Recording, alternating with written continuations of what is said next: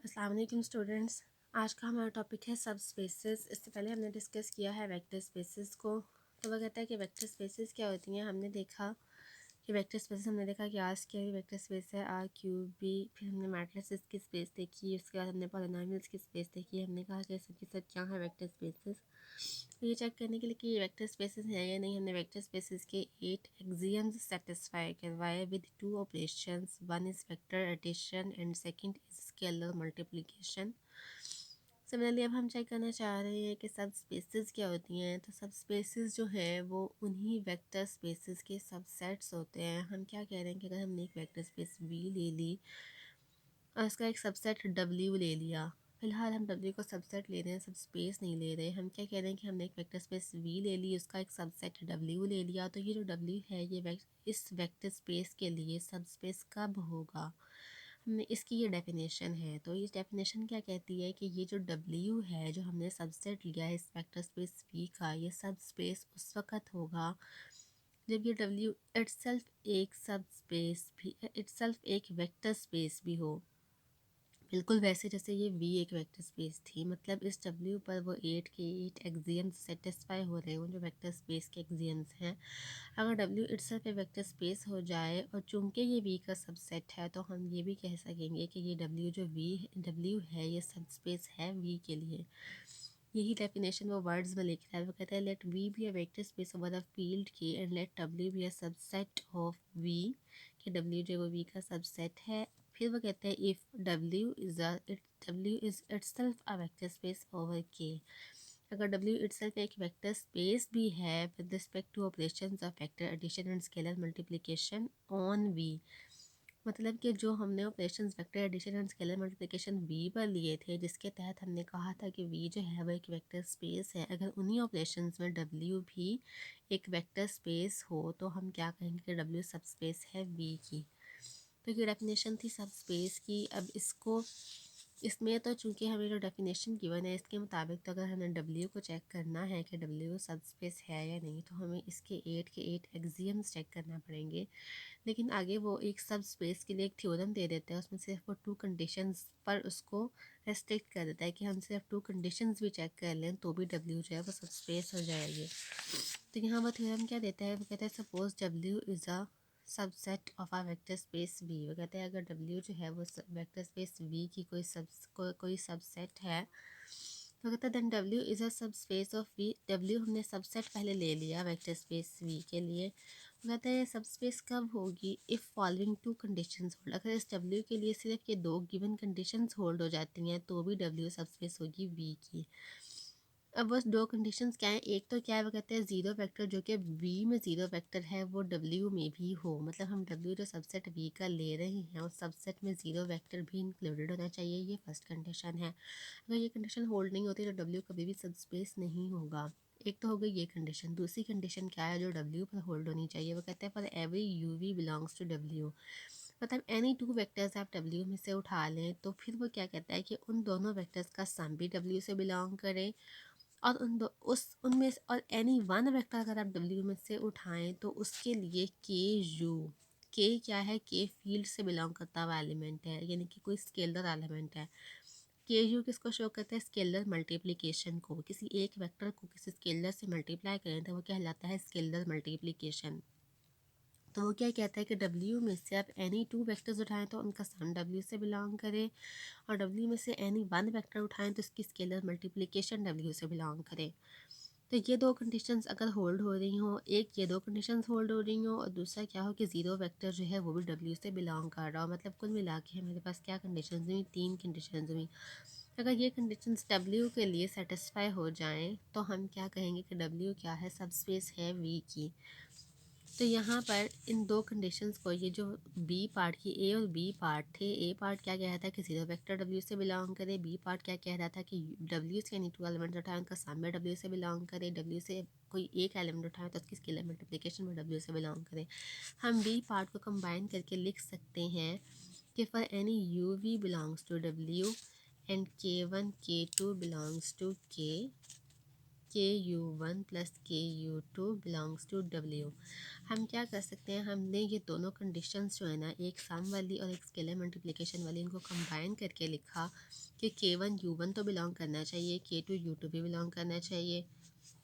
K2 यहाँ पे अगर हमने U1 और U2 लिए हुए हो तो उस केस में हम इन दो कंडीशंस को 1 और 2 को जब कंबाइन करके लिखते हैं तो वो इस तरह से भी लिखे जा सकते हैं कि इन दोनों कंडीशंस की जगह ये एक कंडीशन होल्ड हो जाए तो ये इसके इक्वलेंट है। इसके बाद आ जाते हैं इसकी एग्जांपल्स पे। तो इसकी एग्जांपल्स में अभी हमारे पास क्या है कि इसकी एग्जांपल्स में हमने देखना है कि एक हमारे पास है R³ गिवन है, ये हमारे पास वेक्टर स्पेस गिवन है और हम इसका वेक्टर स्पेस का एक सबसेट ले रहे हैं। इस वेक्टर स्पेस का हम एक सबसेट ले रहे हैं R³ का। वो हम सबसेट क्या ले रहे हैं, हमने U लिया इसका सबसेट, यानी कि हमने U सबसेट लिया है R³ का। और U में एलिमेंट्स कौन कौन से हैं, मतलब इस सबसेट में कौन कौन से एलिमेंट्स हैं, वो ये स्टेटमेंट बता रही है। तो वो ये कहता है U consist of all vectors. U में वो सारे के सारे वेक्टर्स हैं इन R³, मतलब R³ में से लिए हुए वो सारे vectors whose entries are equal. हमें पता है कि R³ में किस तरह के वेक्टर्स होते हैं। सपोज 1 2 3, मतलब 3 कोऑर्डिनेट्स वाले, यानी कि ABC जिसमें 3 कोऑर्डिनेट्स हों, उस तरह के वेक्टर्स होते हैं R³ में।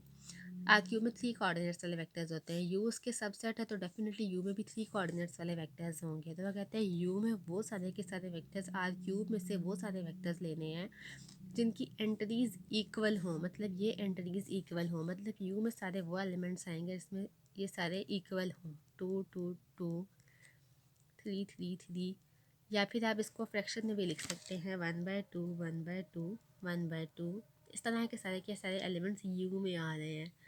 तब जब U में इस तरह के सारे एलिमेंट्स आ रहे होंगे तो अब हमने ये एक सबसेट उठा लिया, हमने एक सिंपली R³ का एक सबसेट लिया जिसमें एलिमेंट्स इस टाइप के हैं। हम अब देखना चाह रहे हैं कि क्या U जो है वो वेक्टर स्पेस है या नहीं है, U जो है वो सब स्पेस है या नहीं इस R³ की। अब जिसमें ये सारे के सारे एलिमेंट्स आ रहे हैं, फर्स्ट जो A पार्ट था, हमने पीछे क्या देखा था कि हमने ये चेक करना था कि इसका जो ये जो A पार्ट है, वो कहता है अब हमने इसकी दो कंडीशंस चेक करनी थी। अकॉर्डिंग टू दिस थ्योरम, अगर किसी सबसेट पर ये दो कंडीशंस होल्ड हो जाए तो वो V की सब स्पेस है। तो हमने V की जगह उस एग्जांपल में R³ ले लिया, इसके जगह U ले लिया। U को हमने वो सबसेट ले लिया जिसकी सारी की सारी एंट्रीज इक्वल है, जिसमें तीनों कोऑर्डिनेट्स इक्वल आ रहे हैं। हम ये चेक करना चाह रहे हैं कि U सब स्पेस है या नहीं। तो हम ये दो कंडीशंस चेक करेंगे, ये दो कंडीशंस U पे होल्ड होती हैं नहीं। पहली कंडीशन क्या है कि वो कहते हैं 0 एलिमेंट W से बिलोंग कर रहा है या नहीं। कि हमने चेक करना है कि इस U से, जो U हमने लिया है जिसमें ये एंट्रीज इक्वल आ रही हैं, इस U से U में क्या 0 वेक्टर बिलोंग करता है। अब देखिए, अगर हम इसमें एंट्रीज इक्वल है, मतलब 0 0 0 भी इसमें इंक्लूडेड है क्योंकि ये भी इक्वल एंट्रीज वाला एलिमेंट है। तो इसका मतलब क्या है कि अगर ये 0 वेक्टर जो है 0 0 0 ये बिलोंग करता है U से, तो ये फर्स्ट कंडीशन तो हो गई सेटिस्फाइड। अब हमने दूसरी कंडीशन लेनी है कि आप एनी 2 वेक्टर्स उठा लें U से, आप एनी 2 वेक्टर्स उठा लें, उनका सम U से बिलोंग करे। तो अब आप देखें ये तीनों एंट्रीज सेम एंट्रीज वाले जो हैं ये आ रहे हैं, जिसमें एक जैसी एंट्रीज हैं। तो एक जैसी एंट्रीज वाले एनी 2 उठा लें। आप सपोज उठा लेते हैं 2 2 2 और दूसरा उठा लेते हैं 3 3 एंड 3। अब इन दोनों का आप सम लें तो जो सम लेके एंट्रीज आएंगी, इन ये इसका सम लेंगे 5 आएगा, फिर इसका सम लेंगे फिर 5 आएगा, फिर इसका सम लेंगे फिर 5 आएगा। तो जब इक्वल एंट्रीज हैं तो उनके सम भी इक्वल एंट्रीज आएंगी। तो इक्वल एंट्रीज जो आएंगी ये अगेन बिलोंग कर जाएगा U से। तो वो कहते हैं इक्वल एंट्रीज, यानी कि आप U से एलिमेंट्स उठाएं, उनका सामने तो वो अगेन इक्वल एंट्रीज आएंगी, वो अगेन U से बिलोंग कर जाएंगी। तो सम वाली कंडीशन भी हो गई। थर्ड, इसके बाद नेक्स्ट क्या थी, सेकंड का सेकंड पार्ट, दूसरी कंडीशन का दूसरा पार्ट क्या था।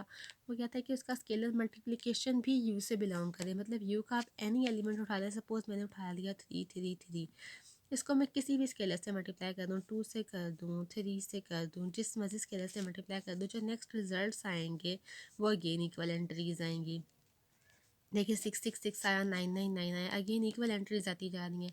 तो इक्वल एंट्रीज अगेन U से बिलोंग करती है क्योंकि U सेट ही वो है जिसमें सारी इक्वल एंट्रीज आ रही हैं। तो इसका मतलब क्या है कि ये कंडीशन भी फुलफिल हो गई, ये भी और ये भी। जब ये कंडीशन फुलफिल हो जाएँ तो U क्या है, सब स्पेस है R³ के लिए। तो यहाँ तक तो हो गया।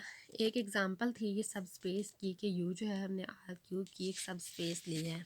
नेक्स्ट इसी तरह हम इसमें आ रहे हैं, वो कहते हैं लेट डब्ल्यू विदा। अब मैं एक और सबसेट ले रही हूँ, आर क्यूब का एक और सबसेट ले रही हूँ जिसको मैं नाम दे रही हूँ डब्ल्यू का।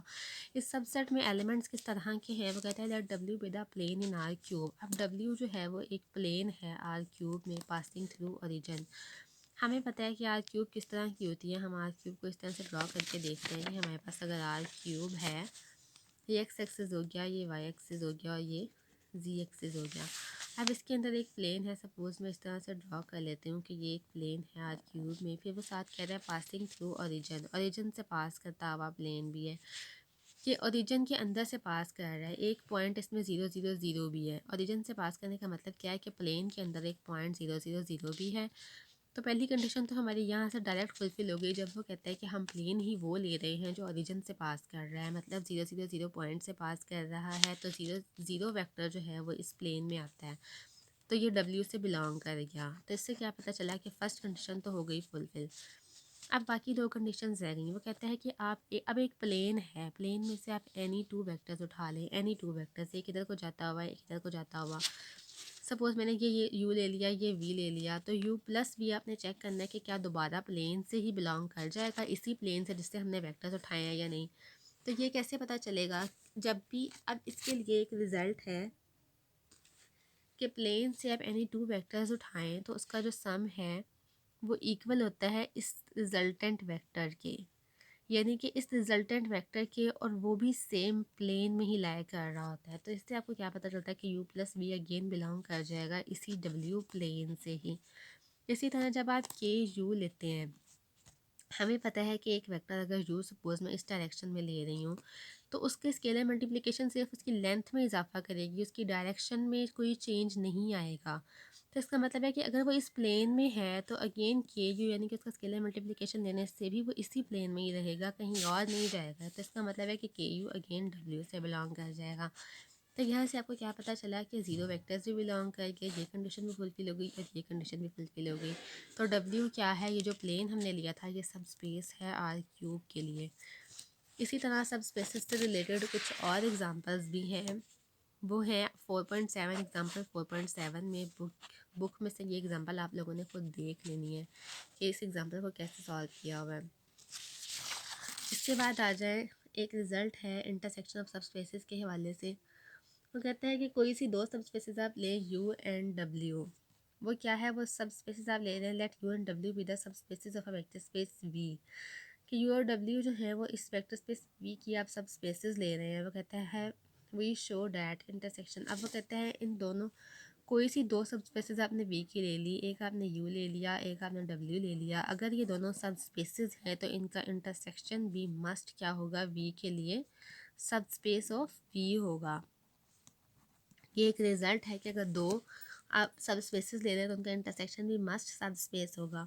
इसी तरह वो एक थ्योरम दे रहा है, वो कहता है intersection of any number of सब स्पेसेस। हमने पहले सिर्फ दो सब स्पेसेस ली थी, लेकिन अब वो कह रहा है intersection of any number of सब स्पेसेस, कि दो से ज़्यादा भी सब स्पेसेस आप लेते चले जाएँ। मतलब आप एक ले लें U1 U2 U3 and so on, अगर ये सारी की सारी सब स्पेसेस वी की हैं तो इन सब का कंबाइन इंटरसेक्शन ले लें, वो भी क्या होगा, सब स्पेस ऑफ वी होगा। ये सबसेट की नोटेशन है, ये यूज़ नहीं करनी है, बल्कि क्या कहना है कि सब स्पेस ऑफ वी होगा।